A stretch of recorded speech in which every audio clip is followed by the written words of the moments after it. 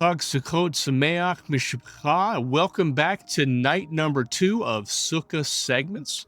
And tonight we're going to talk about Yitzchak. We're going to talk about Isaac's story. And it may seem quieter than Abraham's or Jacob's, but his life reveals a powerful truth. Strength doesn't always roar. Sometimes it grows slowly like a seed in the ground. Genesis tells us that in a time of famine, Isaac sowed in the land and reaped 100-fold. His faith to plant when the world around him was barren shows us that true strength is trusting God to bring increase when circumstances say otherwise. Isaac was also a man of prayer. We first meet him actually in the text in the field meditating as Rebekah approaches. Later he prays persistently for her when she cannot conceive, and God answers. His strength wasn't in battles fought, but in communion with God. In Messiah Yeshua, we see this exact same pattern.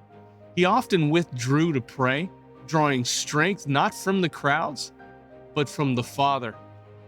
And he taught us that the kingdom of God is like a seed. It begins small, yet it grows to fill the earth. So when we welcome Isaac into our sukkah, we remember that strength is not only about resisting enemies or enduring trials.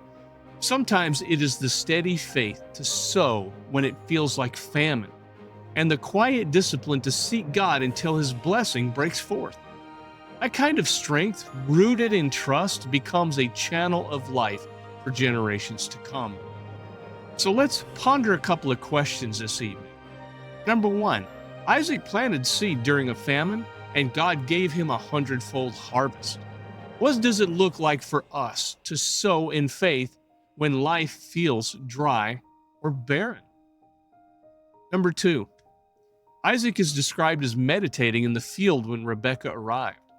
What role does personal prayer and reflection play in preparing us to recognize God's blessings?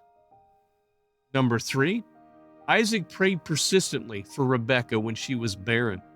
How does his example challenge our own perseverance in prayer, especially when answers are delayed? Friends, thank you for joining me on this Sukkah segment.